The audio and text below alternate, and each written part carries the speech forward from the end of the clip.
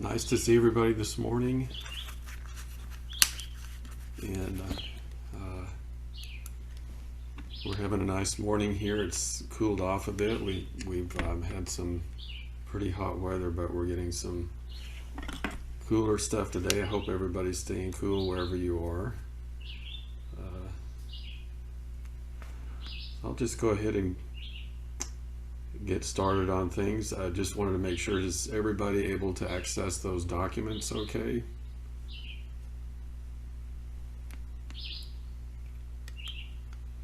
Oh, all right.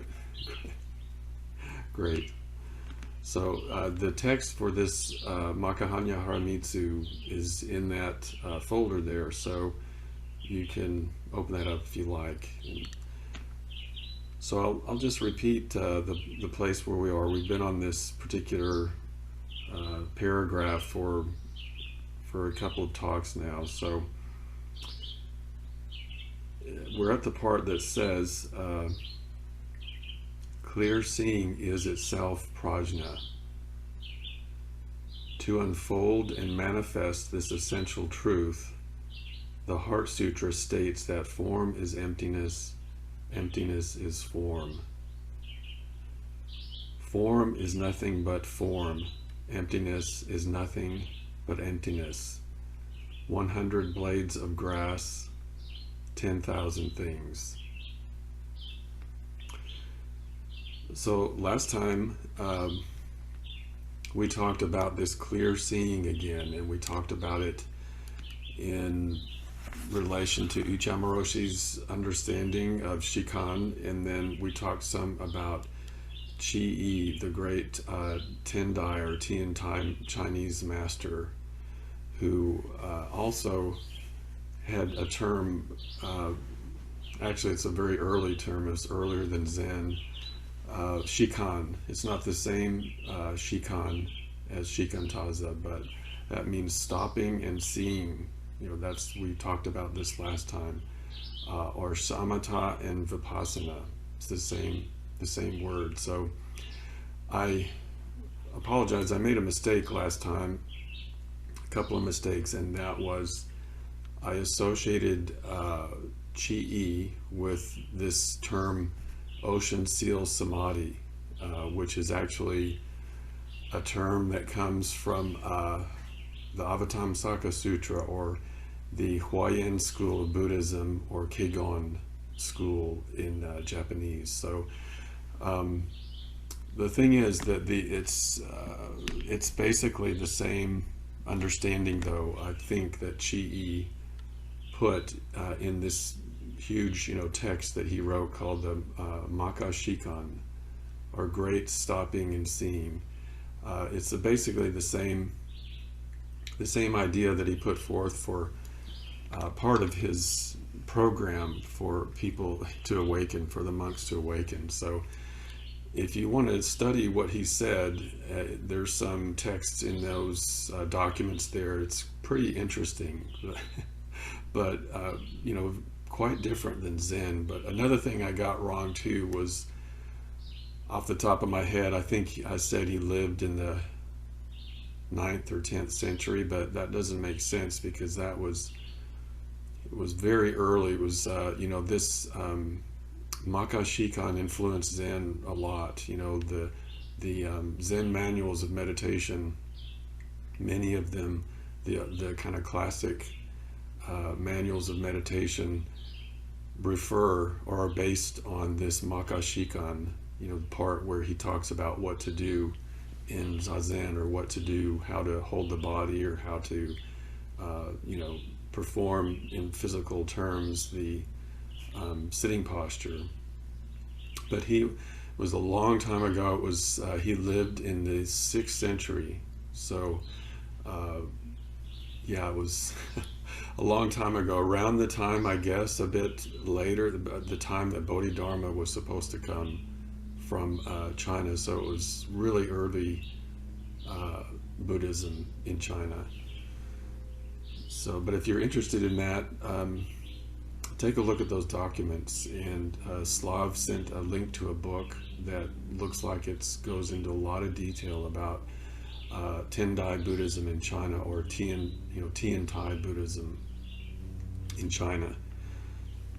So, but the basic point was, that this ocean seal samadhi was seen by some that as this, stopping the waves of the mind. So this mind of ours and this mind of all beings, this kind of one mind of the universe, is the ocean of emptiness. And yet the waves of ignorance blow for sentient beings and create waves. So we have this illusion of thought, this illusion, these thoughts and concepts that create separate beings. And we think that the beings, the waves arising, are separate from the ocean, and that's the primary cause, of our delusion. The wave that we believe in the most deeply is this one, that I'm in my own world and I need to protect it, and it doesn't matter as much about the other things on this ocean. It's this one that is the most important.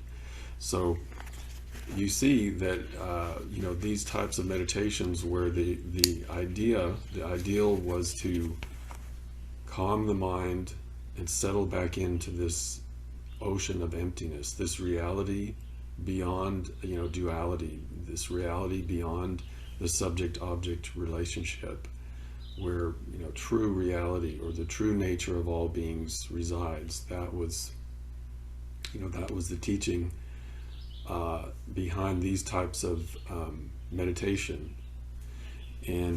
But we talked about it last time, Dogen Zenji didn't agree with that expression, the way that it would be expressed by some people. He thought that this calming of the mind to kind of reach some kind of tranquility was a misunderstanding of the Buddha's teaching and the misunderstanding of emptiness teachings. So before going on to the next part of the text, I thought it'd be interesting to just kind of read a little bit of what Dogen Zenji said about this ocean seal samadhi, and talk about it a little bit more. And last time, we were saying, actually, we kind of came up with this metaphor of surfing these waves rather than trying to stop them. And I think Dogen Zenji says something pretty similar to that, but he adds some real depth, to this kind of metaphor. So let me read this. And this is from Shobogenzo Ocean Seal Samadhi, or let's see, in Japanese it's Kai-in Zanmai, I think. Yeah, Kai-in Zanmai. So first of all, I'll read this something else, actually. Sorry. In Zazen Shin, in Shobogenzo Zazen Shin, he made a kind of commentary on this ocean seal samadhi and people who taught that this is our Zazen practice, or this is the way to approach meditation. So he said, their writings seem only to discuss going back to the source or returning to the origin, and vainly endeavoring to stop thinking and become absorbed in tranquility. How could those people have received the single transmission of zazen of the Buddhas and ancestors?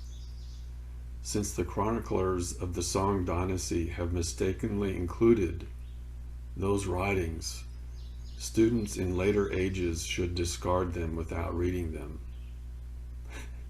So sometimes Dogen Zenji speaks very clearly when he disagrees with something, and he says it's wrong. And this is one of those times, actually, when he said, this description of calming the mind into the tranquil ocean, he didn't agree with, at all. We don't have to think that he was rejecting, I think, Chi's teaching or his way, but this style of teaching people, to calm the mind and reach tranquility as being the ultimate kind of awakening, or the path to awakening, that Chi kind of said we had to calm the mind, and then we realize this, the entire universe in one thought, the 3,000 dharmas in one thought. So it's kind of an interesting teaching if you're interested in reading about that a little bit more. It's in one of those texts in the folder. So that's what he said about the ocean seal samadhi as it was taught by the teaching schools. So in general, that's kind of what in Dogen Zenji's day, these practices like a Tendai practice and Huayan practice, maybe another one, they were kind of grouped into the teaching schools, the teaching category of the teaching schools. And Dogen Zenji arose from that school. He of course was ordained first as a Tendai monk, so he was very familiar with those teachings. But he had a question, about those teachings, and that's another story. We've talked about that pretty regularly. For now, we'll read what he said in Shobogenzo Kain Zanmai. So he said, those who are Buddhas and patriarchs are always in samadhi, in the state like the sea. This is, I kind of regret that I couldn't find, I don't think my teacher has translated this, and I think there's another translation, I know there's another translation in the Soto Zen text project that probably, I think my teacher used that in his Genzo A when he talks about this ocean seal samadhi. So there's some kind of problematic words that I know that I never saw, in my teacher's translation. So this word, the state like the sea, he would never say that the ocean seal samadhi is a state, because it's different. So this is a different interpretation, or this translator, used a different word, but I know for a fact, I'm pretty sure that the way that, my teacher would translate this would not be the state like the sea. So that being said, I'll go ahead and read this translation. This is the Nishijima and Cross translation, which, my teacher used to use this a lot. So it's not like he rejected her, but if you ever attended one of his Genzo A's, he'd often stop in the middle and say, I really don't agree with this word, and this word state was one that he would always stop at and say, I don't agree with, this word. So anyway, I'll keep going. Those who are Buddhas and patriarchs are always in samadhi, in the state like the sea. Swimming in this samadhi, they have times of preaching, times of experiencing, and times of moving. The virtue of their moving over the surface of the sea includes movement along the very bottom of the sea, of that sea. They move over the surface of the sea, knowing this to be movement along the bottom of the deepest ocean. So it's kind of, to me, it's a kind of amazing image of a person or the Buddhas and ancestors, on the surface, but somehow walking along the bottom of the ocean while, swimming the surface. Or I don't know if it means that, the head is above the surface, but he said that they're swimming in this translation, or the surfing. So when we're surfing the surface of the ocean, we're actually walking on the bottom of the ocean, at the same time. And this adds a really important thing to this metaphor that the surfing part is a little bit problematic in a way, because what Dogen Zenji is saying here, I think, is that the same thing he said in Genjo Koan, is that when a bird flies, the entire sky flies that bird, or the bird flies the entire sky, or that entire sky flies the bird, and we can't really say which one. So the same with a fish. He says about a fish, when a fish swims the sea, whether the realm of that fish is very shallow or narrow, or whether it's wide, whether the fish swims hundreds of miles, either way, it's swimming the entire sea. So, that means we can't do anything without this vast web of interconnection. And so, like when we're doing the ocean seal samadhi, or ocean seal samadhi is doing us, part of that ocean seal samadhi is our zazen this morning that we did. So, for instance, I talk about this often, so forgive me, but just in this simple act of sitting, we're sitting on this floor that was built by someone else, by my neighbors actually, and it's supporting our zazen posture. The wood that supports this floor was offered by trees, maybe not local trees, but many trees, offered their life, or their own body, so to speak, so that we could sit. Though the boards or the trees that have been offered are rooted in the earth, and of course this earth is rotating around the sun, and it's moving in a certain way, and this interaction between the sun and the way that the earth rotates creates gravity, so that we can walk and sit upright in zazen.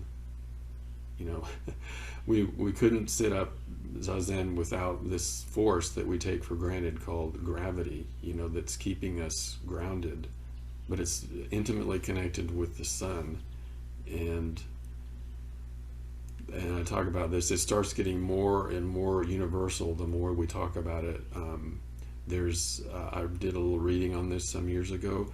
The Milky Way, which the sun is part of, in our solar system, they're all connected and rotating around other huge objects like black holes that keep them this relationship in this certain way.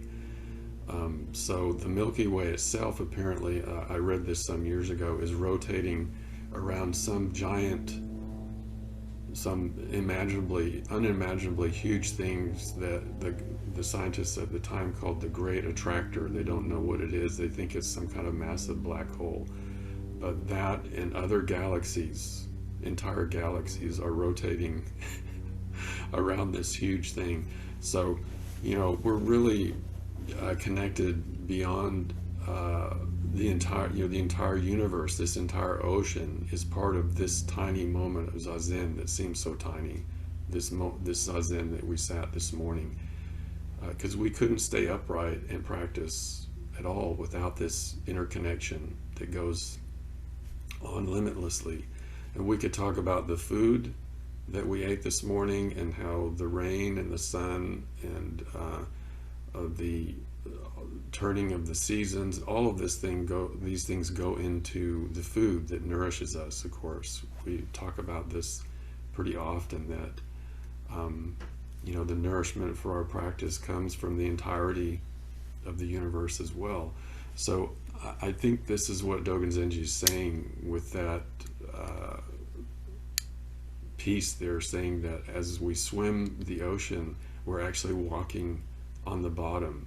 The kind of probably in Dogen Zenji's day especially, the ocean was probably considered bottomless, like nobody had really ever been able to explore, the bottom of the ocean. It was like a limitless place. So that's, I think, what the bottom of the ocean means, in infinite space. So that, I think, adds something to the surfing. We're surfing these waves. We can't control those waves of the mind, and we can't make them go the way that we want them to, because they include so many things beyond our own thinking, of course. But we can,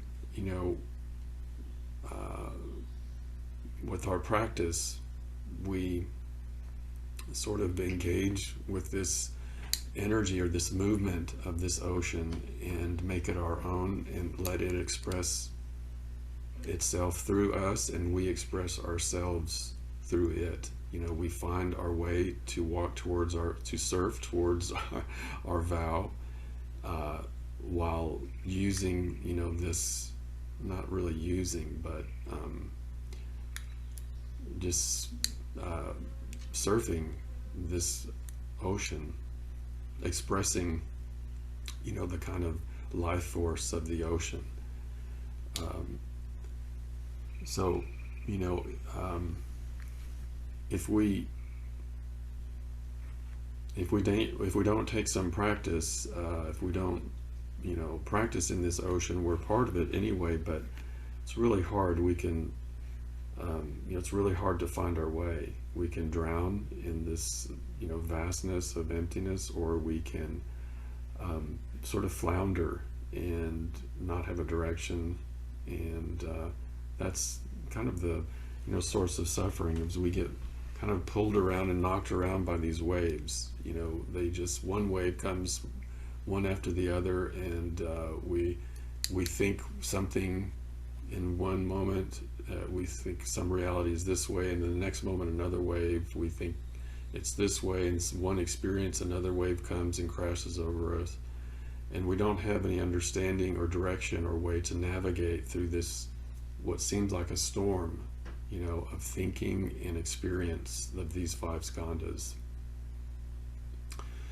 If we don't have some way to practice with, whether it be body surfing, as on Monday evening, Oidi was and Lacey were talking about, well, what if the board breaks? And we didn't really talk about what the board is, like the meaning of the surfboard or anything. But if some conditions happen in our practice where, let's say, we can't sit zazen anymore, this happened to my teacher when he was in his 60s, I think. He couldn't sit anymore. He started sitting in a chair, and then he actually, now he doesn't really sit at all. But that doesn't mean he's not practicing anymore. Sooner or later, this body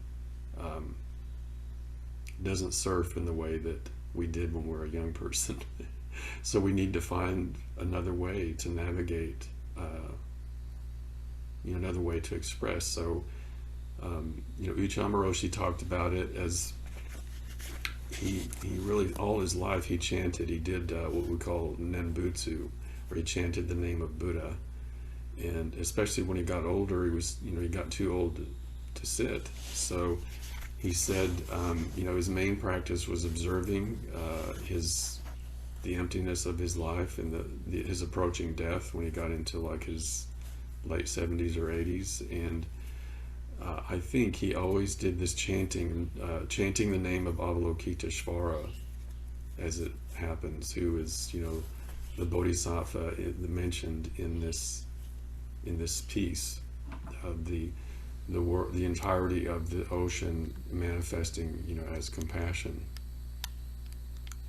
So he said that chanting was doing zazen with the body, was doing nembutsu, or chanting the name of Buddha with the body, and that sitting zazen was chanting with, wait a minute, okay, so he said that chanting was doing zazen with the mouth, and he said that doing zazen in the sitting posture was chanting with the body, And so both of those things were opening up, letting go of our grasping to those waves, or to trying to stop the waves or make them go a certain way, or clinging to this individual wave, this individual phenomena called me, and clinging to that. Because what happens when you try to cling to water or cling to a wave?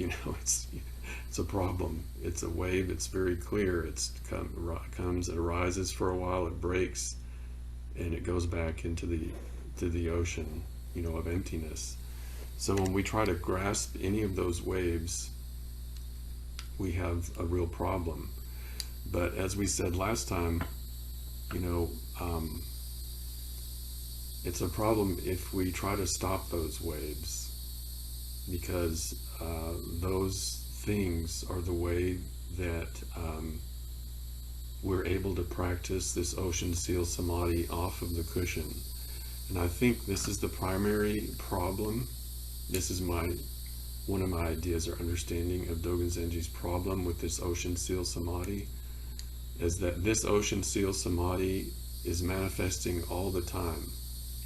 It's not something just to go into the cushion and calm one's mind and be tranquil for a while you're sitting. It may be in preparation for insight, so that you have some insight and awaken. In Dogen Zenji, in this piece, he said Buddhas and ancestors are always practicing this ocean seal samadhi. And so the waves, we need those waves when we're off of the cushion to manifest compassion for ourselves and for other beings. So the waves of thinking, of subject and object. So I'm here and you're there. It's a problem if we cling to that, but if we don't have some understanding of each other's, perspective, we're living in our own world and unable to connect. So, for instance, at Gibutsuji right now, we have an international sangha. we have a Colombian and a German, and they, I really admire other cultures, because other than the United States, in this particular way, is that most people learn another language, it seems. I think many people, and it's often English, because that's kind of the international language for historical reasons that are not so great, but sometimes. So they're able to communicate. We're able to communicate because we speak this common language. But our cultures, we've understood since we've been here that there are things that are different. I'll say something and they'll be like, what? That it's a completely different word or a way of understanding our relationship in the culture. And if we just stopped and said, that doesn't make any sense, I don't want to learn anything about Colombia or Germany or American culture, we'd have a problem. So we understand that we're from different backgrounds and different language traditions, so we're able to stop and say, wait, I need to think about this in a different way. This is one of the ways that people can come to understand and manifest peace and harmony together. But if we say that these differences don't exist, and we reject them because we know that we have calmed the mind and we're somehow understand reality completely, it's a problem.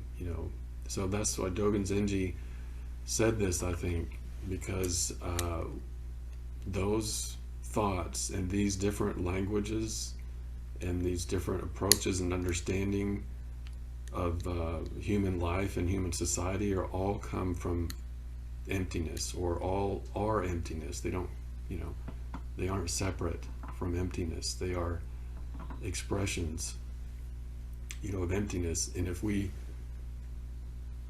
calm those things in our everyday life, it's impossible to connect with other people and manifest the Dharma and address suffering. And so this samadhi, Zen teaching, Dogen Zenji's teaching is, the Zen teaching is not just for the cushion. He said those Buddhas and ancestors are always manifesting this ocean seal samadhi. So that means we do it now. We practice now. We're always endeavoring to practice. And of course we don't. We're human beings and we forget, or we fall short, and we have problems, and we don't practice. But we come back to practice. That's what repentance is in Zen, in Buddhism. The deepest kind of repentance, just coming back to our vow.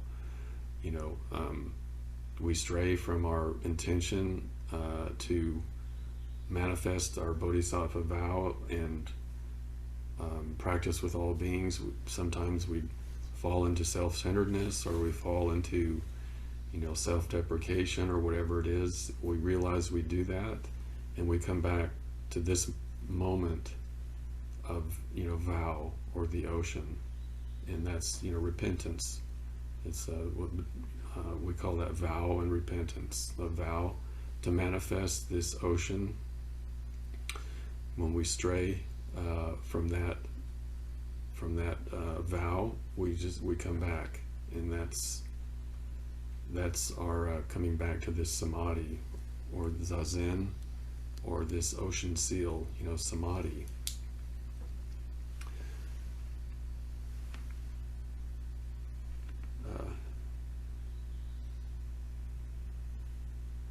So, one thing to kind of be more clear too about, this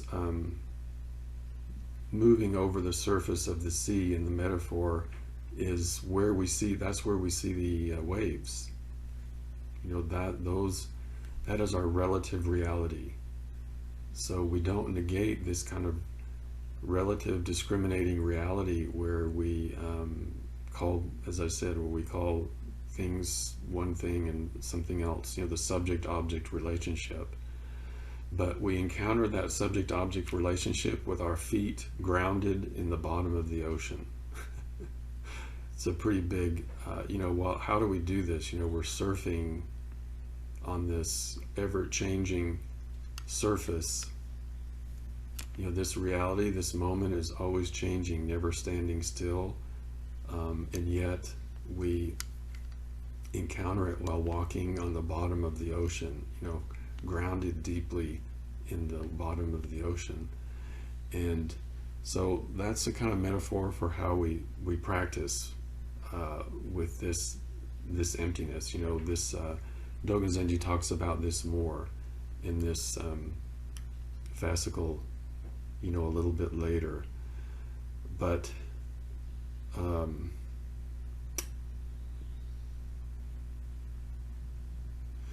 one of the things that I tried to express this some time ago in this thing that I wrote, and once we come to understand or feel or accept our life and our shared life with all beings, we have these moments where we feel connected, we feel we can accept in our practice this kind of the process of awakening. And when we do that, we understand that really suffering doesn't exist, sentient beings don't exist, and everything is all right. Everything is okay. And these insecurities or these defilements of this particular person, these mistakes, we're kind of forgiven of that by zazen, or by reality, itself. So we can let go, and we can be okay with this 5 skandhas. Yet, no one walks around feeling that way all the time, I think. And one of the reasons is that once we really understand that, the heart opens. Once we understand that we're sharing this life with all beings, how can we really be okay or feel happy or satisfied if we know that others are suffering. You know, if we know that there are, you know, children without enough to eat, or people being, you know, having severe suffering for any number of reasons, how are we really okay with that? So that's the Bodhisattva. That's why a Bodhisattva doesn't just settle for emptiness. And I think it was Ryushin and I were talking some months ago about the, you know, I can't remember what koan it comes from, but somebody, you know, asked the Zen master why he walks around with a scowl on his face. And it's because, and he said, because sentient beings are suffering. You know, we think of Bodhidharma is just like, for example, you know, he's just hardcore, and he's always kind of depicted as this really intense guy. And why is that? Actually, I mean, it's kind of a new understanding. It's because he's a Bodhisattva. It's not because he's like a badass Zen master. To, you know, this is my interpretation. It's because he's a Bodhisattva, and there's some way that we understand that we need to work. So the ancient kind of koan is, why did Bodhidharma come from India to China if everything's okay? If everything is one ocean of emptiness and the waves are not real, why make the effort to come all the way from India to China if everything is okay and empty? And that's because compassion is the real, you know, is inseparable from real wisdom. So when we feel this being okay, we go to this place of, well, actually things aren't okay, and there are problems in the world. Sentient beings are suffering, and yet we can never go back to the original place of things not being okay outside of emptiness, because we know we have the wisdom of emptiness. So we approach these waves while walking on the bottom of the ocean. So this is the way, you know, we encounter sentient beings, knowing that they're empty, knowing that it's a kind of falsehood or a skillful means or a sort of lie or trick that we do out of compassion. We're willing to make this kind of mistake and say the waves matter, and we need to, you know, address the suffering that arises, you know, these waves. So I think that's what Dogen Zenji, you know, is saying with this metaphor, that we encounter these waves and we encounter sentient beings. We offer our help and our heart to ourselves. You know, this means taking care of oneself too. Sometimes we get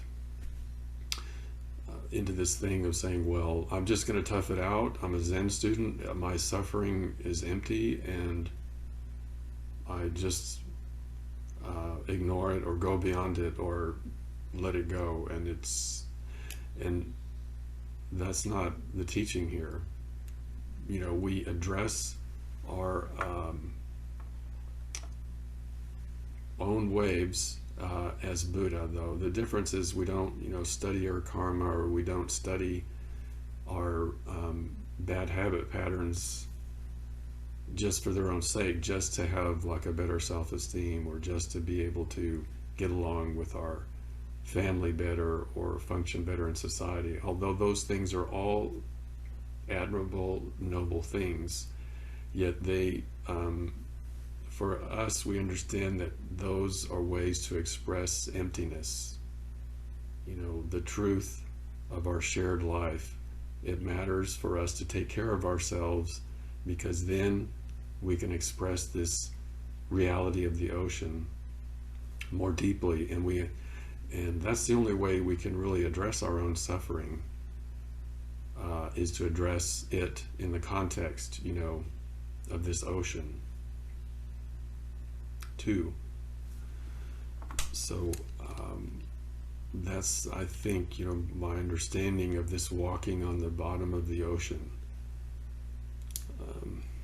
while surfing, surfing the top, the surface.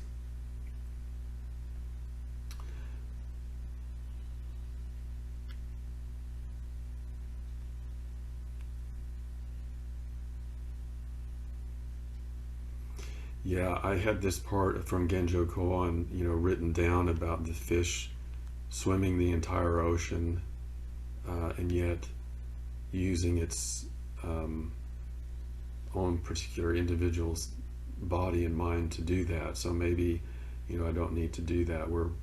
Maybe I don't need to read that. Okay, so I've been saying I was going to talk about this for a while, so maybe I should start on this. So the next part says to unfold and manifest this essential truth that clear seeing is itself prajnaparamita. The Heart Sutra states that form is emptiness, emptiness is form. So it's really interesting, as I said before, the word that Dogen Zenji uses here is Genjo, to unfold and manifest. So that's the same Genjo as in Genjo Koan.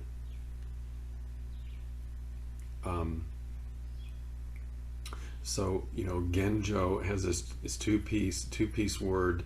So this Gen means to appear or to show up, to be in the present moment, and it's often associated with something that's not seen and yet becomes seen. And so it's a kind of actualization of something in the present moment, because this Jo means to become or to complete. So to actualize, and as a noun, it refers to this moment as it actually is in this present moment. So it means, concrete things, this reality here and now. So Genjo means something like, reality becoming it as it is in this moment through concrete things. So it's really an amazing word. And Dogen Zenji is saying that the Heart Sutra is making this reality, of the ocean, this reality of the waves in the ocean, the truth of that manifest in the moment through practice. We could talk more about koan. Maybe we don't need to today, but the word koan is actually, there's a couple of meanings that it has, but it basically means the individual and the universal. Ko is universal reality, and an is individual, the individual. And there's another way that this can be, there's another kind of koan too, like the koan stories that it's slightly different word apparently. This is, my teacher's teaching on this, but the point is really that means the ocean, the waves and the reality of the ocean. And so, we tend to think that our practice or this ocean manifests the waves. We have this deep reality, the deepest reality, and we're manifested from that deep reality as waves. Yet Dogen Zenji is saying something different here, I think. He's saying that the waves actually manifest the ocean, as well. And the Heart Sutra, the Heart Sutra is preaching this reality by saying form, this individual person, the wave is the ocean, is emptiness. Or this ocean is the wave. And so Dogen Zenji is saying that, the Heart Sutra is manifesting this reality of the wave and the ocean by teaching about it, And he says the same thing about our practice, like whether this reality exists beyond our practice or not is not the point. But so it's this very important, vital moment to actually realize this, Genjo Koan, to actually realize this reality where the waves manifest the ocean and the ocean manifests the waves.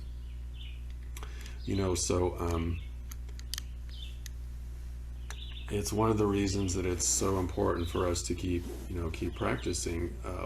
It's related to this thing that I said before. When we really understand and accept this reality, of our interconnection, we want to give it and carry it on. We want this Dharma to go to other generations, for example. Our heart opens and compassion arises. So that's why we get together and we talk about the Dharma, and we help each other and support each other. So this reality of Buddhism, of Zen, but there is no Zen without us. Zen doesn't mean something out there that we have to get to or we have to understand, or something beyond this 5 skandhas.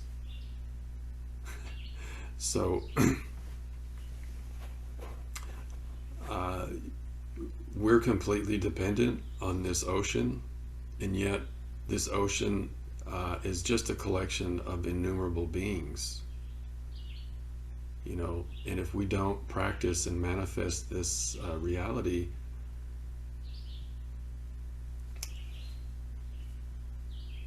is there this reality or not? That's kind of a question. It depends on how you look at it. But it's related to the next line. So that's why Dogen Zenji says form is just form and emptiness is just emptiness.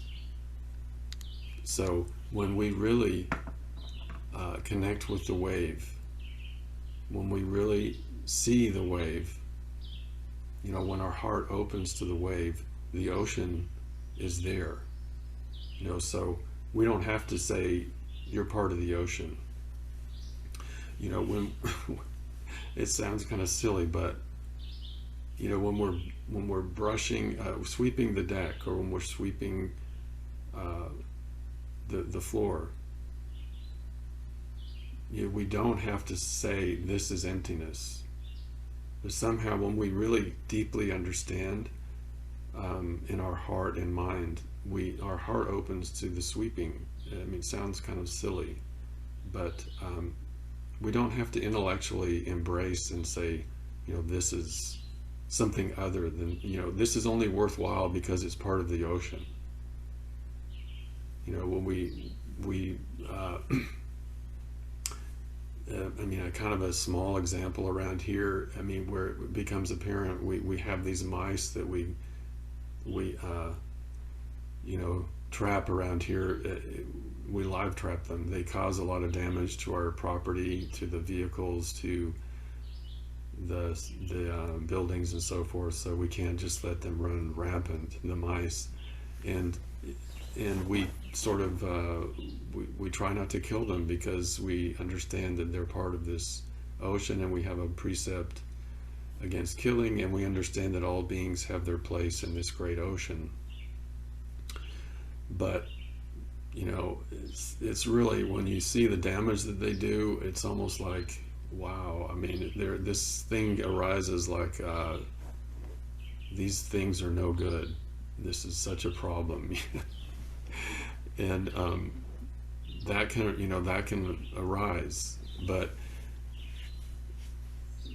when you actually catch the things and look at them, And like, well, sometimes we have three. So we've had, I think the most we had was 5 one time. We put them in a jar before we take them away, and we caught 5 one period and took them away.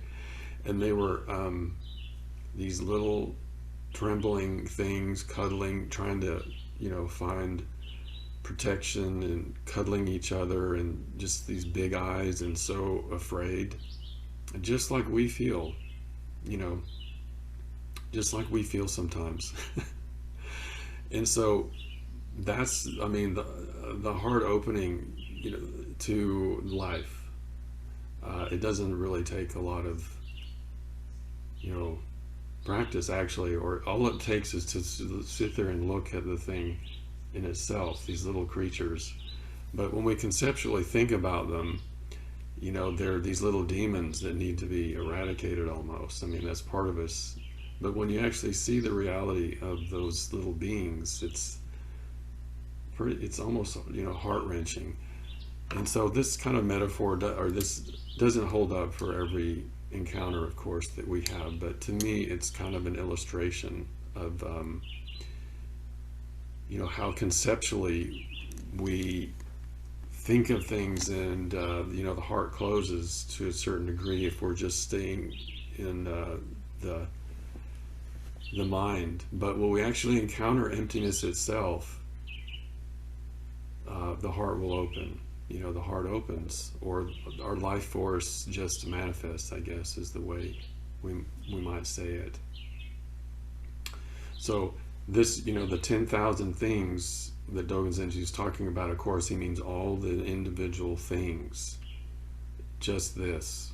We don't have to say those things are emptiness in order to make them worthwhile. When we really encounter them, emptiness manifests, or our shared life is apparent. Emptiness, one of the things we can really say it's the reality of our shared life. That's one way, we can talk about it. So we don't have to distill it and separate it out and saying, mice are only worthwhile because they're part of this vast internet, or ticks. There's another one. It's really hard to find ticks cute or compassionate, or to know whether we should destroy them or not. They carry disease. It's a complicated thing. Mosquitoes, we could go on and on. It seems like certain people who do war crimes, you can go on and on. It's a very complex issue. But basically, I think that Dogen Zenji is talking about this reality of just life being life, when he says, these 10,000 things. We don't have to separate them out and say that they're conceptually something other than what they are.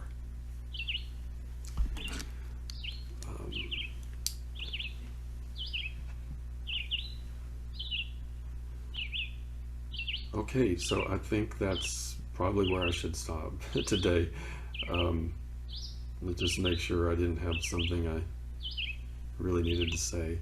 So yeah, we'll stop there for now, and see if anybody has any comments, questions, observations.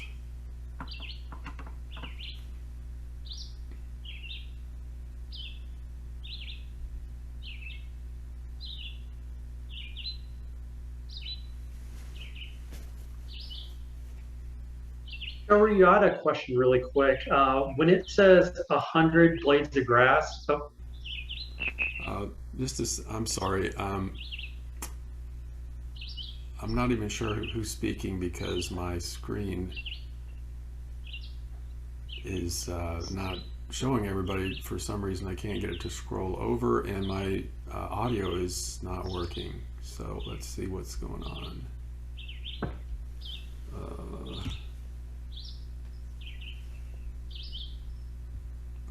I don't know why it's not working. We'll put it back on.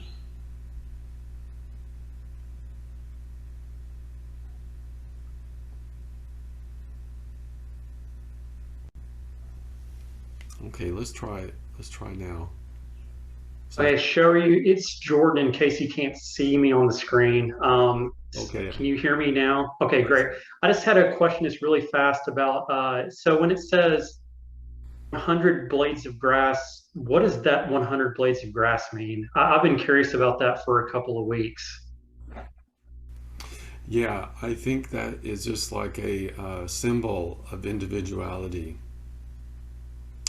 of like sometimes it's the 10,000 dharmas or the 10,000 things or the 80,000 dharmas or whatever. That just means all sentient beings, I think. It means the concrete reality. Something like grass it means something, very concrete, everyday, and part of our everyday life. So grass is something that, is very abundant and that we encounter it, all the time. So I think that's a symbol of individuality, of the Dharma from the perspective of individuality or all sentient beings. And grass, a field of grass is kind of, when I think about it, it's sort of a interesting metaphor because it's very easy to see that, in a vast field of grass, you can see that it's the wind blowing it, and like a wheat field or something like that, and it looks like one body moving together. But of course, it's very easy to see each individual blade too. You can see that that's made up of just individual beings. You can go and pick up certain blade of grass, and this ocean of emptiness is the same. We see it. We can take one or the other perspectives on it, but in this particular one, as I say, he's saying that those individual things are emptiness, are the individual expression of the wave or of emptiness of the ocean.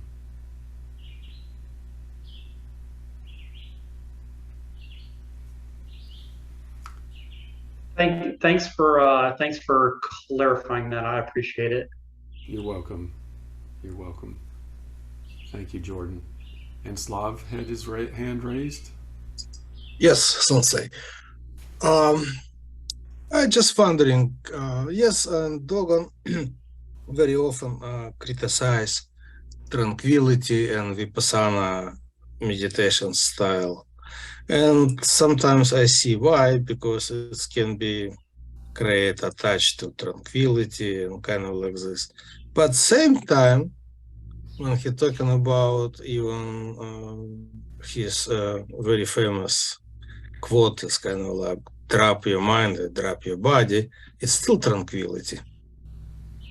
Mm-hmm. Mm-hmm. Yeah, it's a really good question and an important point, I think. So Dogen Zenji, is not, I think, saying that we should avoid a peaceful mind, but when we make it the object of our practice, that peaceful mind becomes, a piece of samsara. It means it's something that we can't get, and we're chasing after it, and we often can't reproduce the state of mind that we thought was so great. So this tranquility itself becomes a kind of samsara. So that's one reason, I think, too. And the other thing is that real tranquility of this ocean includes the waves. So our mind is always changing. Sometimes it's busy, sometimes it's tranquil, and sometimes it's in between, sometimes it's angry. It's really difficult, to control those states of mind. I mean, the emptiness itself says things are always, changing. So to say that one state of mind is better than the other is kind of a problem. So what it means to drop off body and mind is to not grasp these states as any one of them real, or these five skandhas. So the tranquility comes in the surfing, rather than the lull between the waves. So if you want to just try to hang out where there's no waves, it's a problem, because another one's going to come. But the tranquility comes in practice, in surfing. This is anger, this is depression, this is happiness, this is, we don't have to literally say this, but one wave comes, we practice with it, and we rest, and it's nice when we're in the place of tranquility, and we might feel nourished from that. But when the next wave comes, we're ready to let go and to practice with that wave. So the tranquility is Buddha's tranquility, being tranquility of this entire ocean of emptiness. And emptiness includes movement from a certain perspective. So I think that's the calm is practice itself. Dogen Zenji's teaching is that Buddha is practice itself, not a particular state of mind. We can always practice, but we can't control when tranquility will come, or when how could we be tranquil if the house is burning down? Literally, of course, in the Lotus Sutra, that's a metaphor, but if this house really started burning down, or there was some emergency, the mind needs some energy to react, and we wouldn't necessarily call it a tranquil mind. But the tranquil mind might come in engaging that energy and not being dragged around by it, kind of keeping our head and not saying, oh, all is lost because the house is burning down, but rather like, okay, what happens next? How do I practice with this? So I think this time is a different kind of tranquility, a letting go, but it's not a state, it's not a state of mind.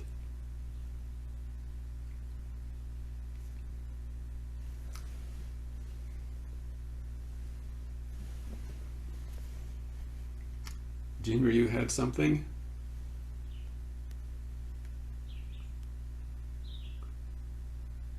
Yes, thank you.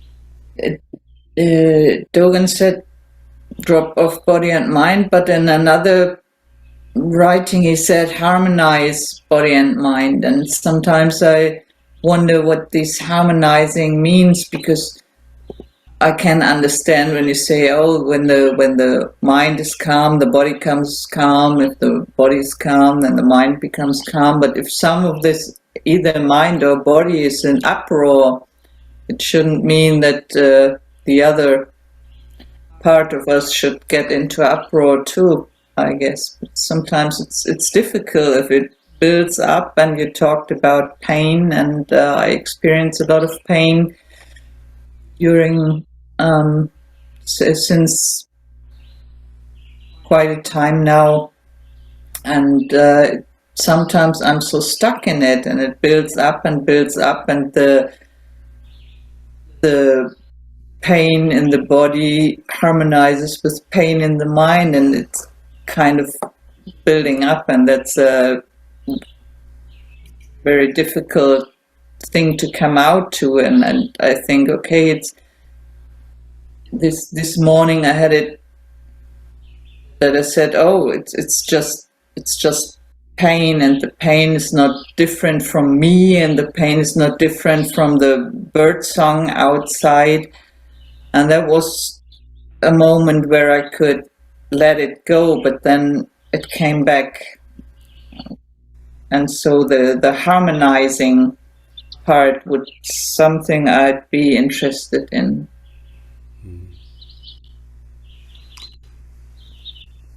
Yeah, thank you for that. It's a great question, and you know, in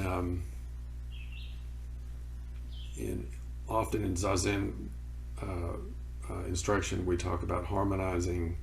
I think this might be what you're talking about, like sort of harmonizing these three aspects of the body, the breathing, and the mind. You know, if we hold this posture, that those things come together and harmonize. So as far as the other part that you're talking about goes with, you know, pain in zazen and pain in our practice and kind of confusion as to how, you know, we should proceed, because it seems that there's this prescribed way of doing things, and yet reality is telling us maybe something different. So I think, yeah, this kind of surfing, or this kind of, you know, letting go, includes sometimes really deep, you know, work on our part. Because, for example, the Heart Sutra is basically saying, on some level, there's no Buddhism, you know. If we really cling to those teachings of the 12-fold chain, or to the Four Noble Truths, and we say this is dogma and it must be the true teaching, then that's not the Buddha's intent. You know, that's not the Buddha's teaching. So it seems like our practice of zazen is fundamental, you know, to Dogen Zenji's tradition. And it seems that we have to, you know, do this zazen on the cushion in order to be part, you know, of that tradition, or express that reality that he taught about. And yet I think on its deepest level, you know, he's saying that we have to go beyond even that. And so when reality is telling us this sitting at some point isn't, this isn't really practice, you know, this is some kind of ascetic practice, this is some kind of a punishment. You know, if we get to that point, we need to listen to reality, the reality beyond the concepts of what we think zazen is, or we think, you know, Zen practice is. So it takes a lot of courage and a lot of maybe support, you know, too, from others. But you know, because I don't think that just sitting through immeasurable amounts of pain is the point.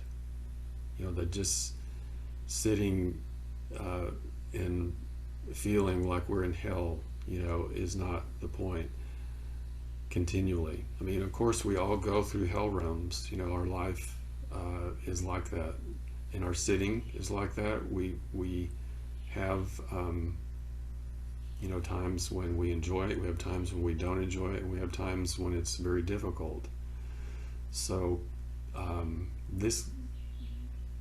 it's a challenge to know, you know, to study and understand and know when reality is really telling us we need to make a change, or we're just being kind of thrown around by our own experience or our own preferences. So I think maybe this is the kind of thing that you're facing, or the thing that we face. So I talk about, like, the example of Uchama Roshi, you know, chanting the Nembutsu. He said that was doing zazen with the mouth. And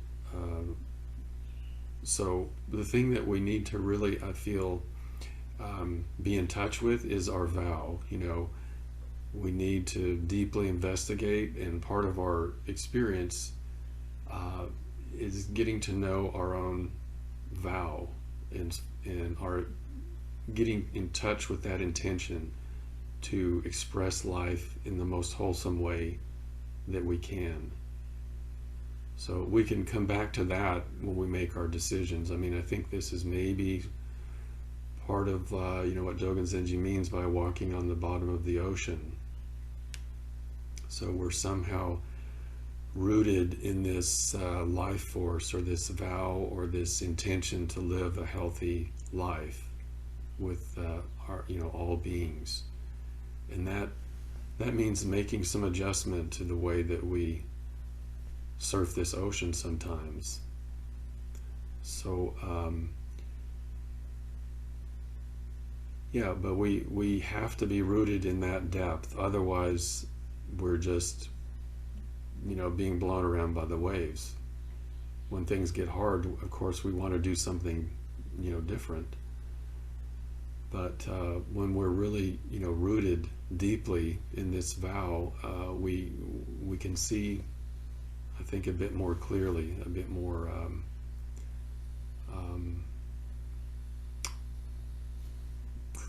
clear seeing is what we're talking about what we're talking about here. So yeah, I hope that's helpful somewhat. Yeah, thank you. You're welcome. Thank you.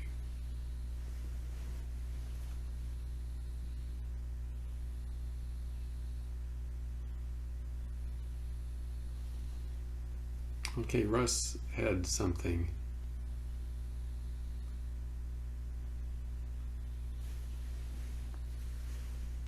Thank you, Shoryu.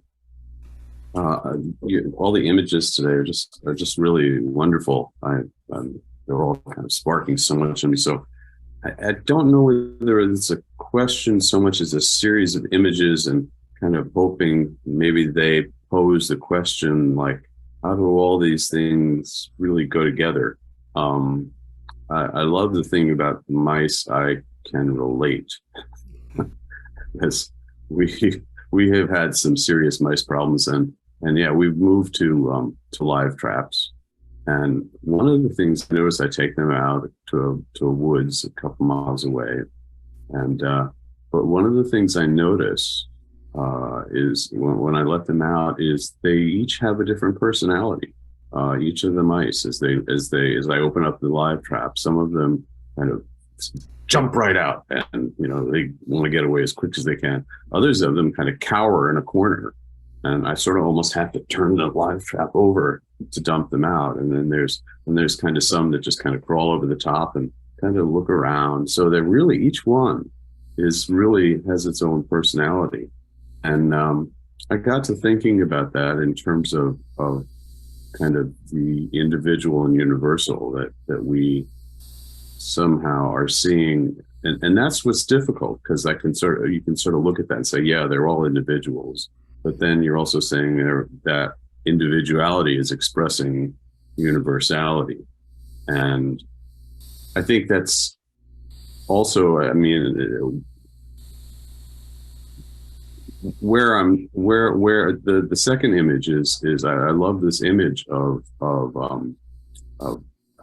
well, I love it and I hate it. This image of surfing while standing at the bottom of the ocean is like, my mind is going, how do you surf when you're standing at the bottom of the ocean? This makes absolutely no sense whatsoever. And so I guess where I'm coming to is like this. This is, I mean, it just seems like this is Dogen. He's just taking these two things and saying, well, we usually see these things as opposites, but really they're not. And so I get that intellectually.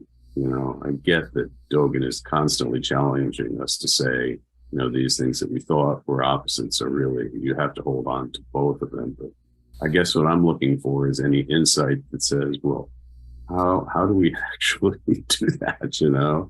How do we actually realize that this individual thing, that our individual struggle really is like universal, or we need to, anyway, it's probably just a lot of confusion there.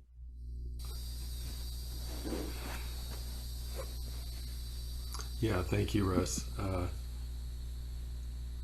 And we have noticed that too. I've absolutely noticed that the different mice have different personalities, and it's pretty amazing. You know, Hmm. you wouldn't think of that, but I think I was telling Ryushin not so long ago. There was a study done some years ago where scientists somehow concluded that lizards have different personalities too. So, something like a lizard even has individual expression. So, but at the same time, there's no way for the mouse to be other than a mouse. There's no way that it's going to, hunt snakes, for example, for it's going to do mouse things. But within the mouse hood, it expresses it, in a completely unique way. I think so. It's really an interesting observation.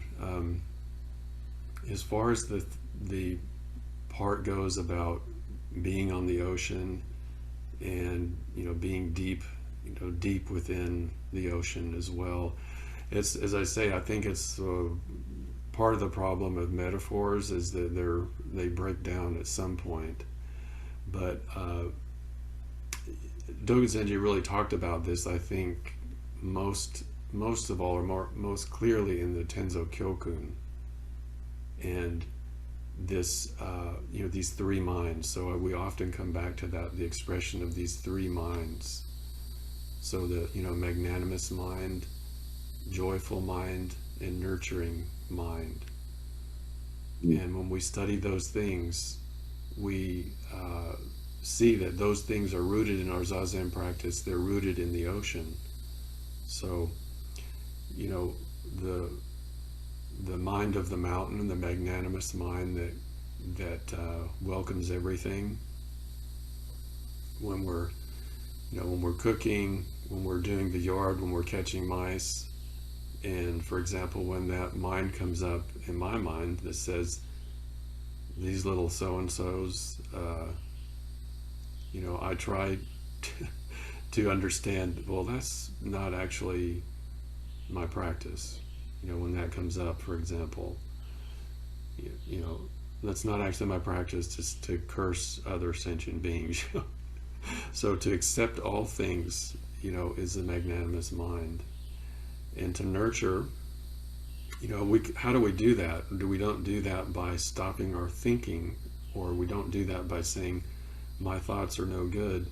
We come back by being in the present moment. We come back to this reality. When the thought comes up, I think that's the point. This present moment is the depth of the ocean. We have some faith that this present moment, beyond the thinking, beyond the judgments and thinking and criticisms, or the ecstasy or despair of this particular mind, is the depth of the ocean. So magnanimous mind, nurturing mind, when we really come to that moment, that understanding, this is what I was talking about earlier, then this mind of nurturing or compassion arises. When it's easier when we see the mice, when we actually see the mice and how delicate and scared they are. But somehow also when we have those judgmental thoughts coming up, I think we recognize, Dogen Zenji in the Tenzo Kyokun said, for example, magnanimous mind is not contentious mind. It's something I think about often. This is not a contentious, warring, battling mind. And it doesn't mean that we never defend our boundary, that we don't set boundaries, and we don't have any conflict, because life involves conflict. Yet we don't engage in the mind of contention, saying that means this is real, this contentious mind is real, those people really are bad and I'm okay, those mice are evil but I'm okay. I'm just trying to do the Dharma here, and these mice are trying to mess it up. I'm just trying to, whatever the story is, because those mice are completely, of course, the Dharma too. So, yeah, that's the joyful mind, the nurturing mind that arises out of this magnanimous mind. So we don't, we know that it's really difficult to be happy and okay when we see other sentient beings suffering. And we take care of this life as much as we can with compassion. And that, he says, is the joy. The joy of life really arises there, in this place of being a bodhisattva, of not engaging or investing in the subject-object relationship, but always in this understanding or connection that everything I encounter is me, or my life. So it's those three minds, to me, are a good way to talk about this, to express this, that we're, this kind of surfing on the ocean while walking on the bottom. It's a more concrete kind of way that he uses the metaphor of cooking and offering, and it's a kind of faith, in other words. I think, we study these teachings, and we sit and we talk about the Dharma so that we can let go of that contentious mind, I think, is we have the kind of faith, to let go of our misunderstandings about the nature of reality, and recognize them, and let go of them the way we let go of them in zazen. We can let go of them in the kitchen. We can let go of them in a Dharma talk, or at work, or whenever.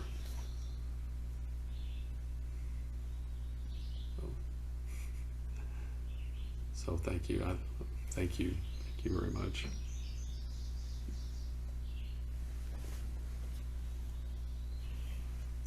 Okay, so Ryushin had hand up. Yes, Sensei, thank you. You're welcome. Thank you, Ryushin. Just a brief commentary. I hope so. I really appreciate the image of the ocean and the how can you say it? Like walking on the surface and taking into account the bottom of the ocean. Maybe for two reasons, especially, that I want to share. The first one is the relationship that it has with Genjo Koan, like the universal being expressed in the individual. So the ocean, or the deep of the ocean, being expressed in the surface or in the waves. And also because I think that's the theme of Dogen's commentary in Shobogenzo Makahannyaharamitsu, when he starts to talk about the 5 skandhas. Well, he doesn't say 5 skandhas, the 5 and the 12 links. But yeah, I just want to say that the next part of Makahannyaharamitsu is just an exploration of, well, it's not just, but it's an exploration of how to walk the surface, or what's the meaning in our lives to walk in the surface, while at the same time we take into account the bottom of the ocean. And he starts talking that with the senses, with the consciousness of the sense, but then this simple act of just washing a computer, it's the activity of the Buddha. So it's like the surface is the senses, but that's also the activity of the Buddha, the bottom of the ocean. So I think that is also like a good introduction to the text of Makahannyaharamitsu. Yes, thank you very much. Thank you, Ryushin. Yeah, the text is it's really related to Genjo Koan. When I started looking at it more closely, especially today, it's really related. And Dogen Zenji, is really saying much of the same thing throughout the whole Shobogenzo. It's if you deeply study Genjo Koan, for example, you have a good grounding for the entire Shobogenzo. So I think that's really true. And yeah, it's I think walking on the bottom of the ocean while surfing is probably the same as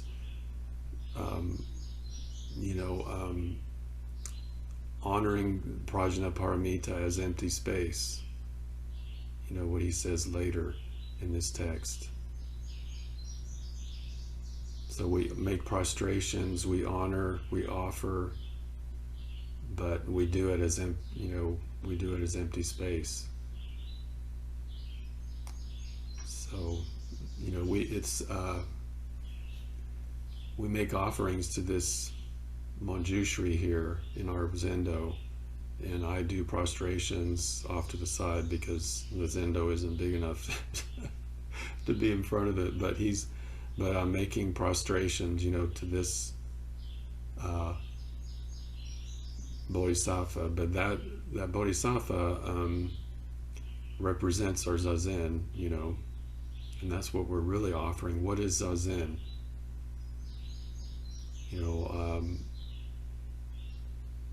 So it's kind of appropriate in a way that I'm making prostrations to the side, maybe because I'm making prostrations to empty to empty space. But we can make these Buddhas into idols, and we can make it a doll or something we play with. Some time ago last year, somebody made a mistake. We used to have candles here with oil in them. They burned oil, and I've since changed the way we do it. But so we often put out the candle like this because you're not supposed to blow it out with your mouth. That's just not our form. But they hit the candle accidentally, and it splashed over Manjushri. And this Manjushri is kind of a special thing in a way, to from a diluted point of view, because I got it when I was doing some ceremonies in Japan. There was a Japanese nun who picked it out for me, and I emailed her about it, and I took it back from the plane with me all the way. I'd wrapped in bubble wrap, and I had to take care of it in a certain way. And it was made, it's kind of an expensive thing back then that a benefactor offered to Gyobutsuji. But so in that moment, it was like a difficult thing to see this statue have that happen to it. But to say to that person, they just made a mistake, and tell them something really harsh or bad would be completely, I think, outside of the realm of what this statue means. So if we're valuing the statue over the person who's practicing here, the statue is just a toy, But we need to take into consideration our human relationships and the nurturing of the Dharma, rather than, just a Buddha statue. So when we really honor the Buddha statue as empty space, then it is Buddha, then our Tao is Buddha. But when we honor it as some kind of a precious thing that is special and needs to be taken care of outside of reality, in its own little box. When we think it's real, in other words, when we think that itself really is Manjushri, or or that really is the Bodhisattva, that we have a problem. But the way we offer and honor that as empty space is with our zazen practice. So bringing our zazen practice, letting it extend from the center of our sitting practice into our relationships with people. It's meaningless if it's just on the cushion, if it's just for our own tranquility. But honoring these beings, these statues, the Gyobutsuji, the other practitioners as empty space, means knowing that they're really not what we think they are, or this we might have it come up in our mind that this is a bad person.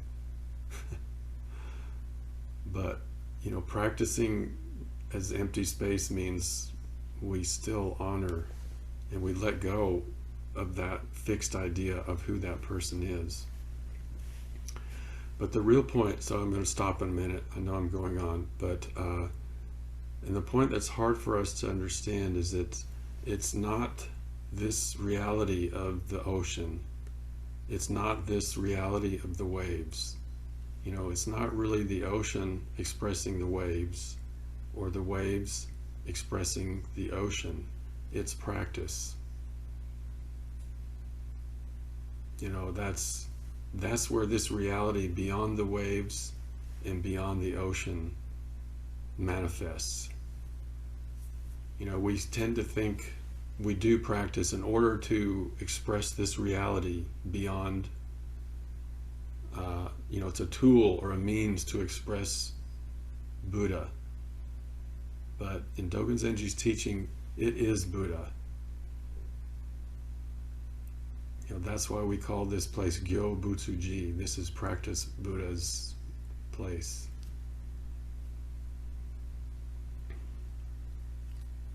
So it's one of the things I love about Dogen Zenji's teaching. It's just, to me, it's so deep and boundless and beautiful, and we don't really understand it, but we can, try to express it. But anywhere we stick what we think we understand, we're stuck. Anytime we think we know the nature of the waves or the ocean or practice or enlightenment, we're stuck. So we just honor it by as empty space in this moment of practice. So okay, stop there. Unless anybody had any final comments before we sign off today. Anything else that we need to say?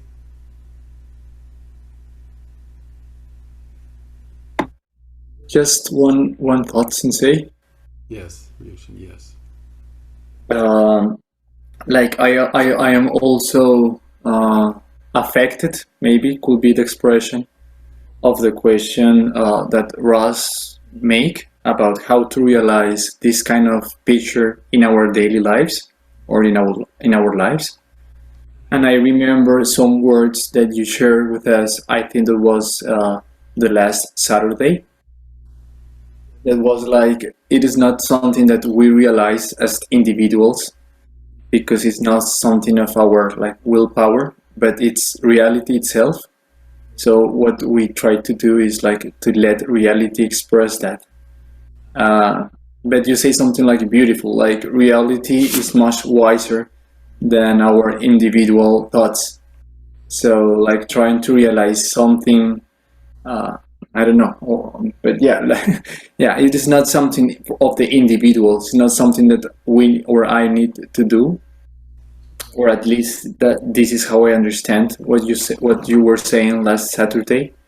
But it's just to acknowledge that reality is much wiser, and just surrender to the posture, so reality can express without our obstructions, without our preference. That I think that's what in the Fukan Senji Dogen says, the way is perfect, that will be the waves are expressed, the ocean is expressing the waves, but with the minimum of our preference, problems Yeah, problems arrived. that's right.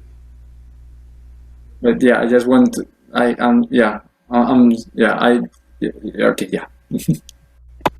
Well, thank you, Ryushin. Yeah, I mean, it's a good point because we surrender to magnanimous mind. We don't like conjure it up. You know, we can't just say, "Oh, I'm conjuring up magnanimous mind."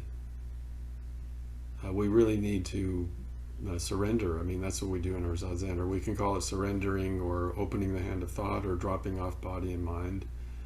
But yes, it's way more than our individual effort.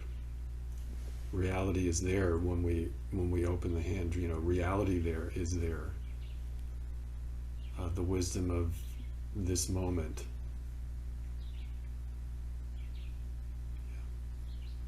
Yeah, thank you for that. Thank you.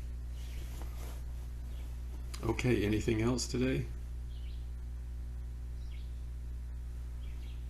I just remember your words and say I didn't do anything really. Oh, I just remember your words. well, yeah, I don't know. Thank you anyway, though. Thank you. Oh, and that reminds me, actually,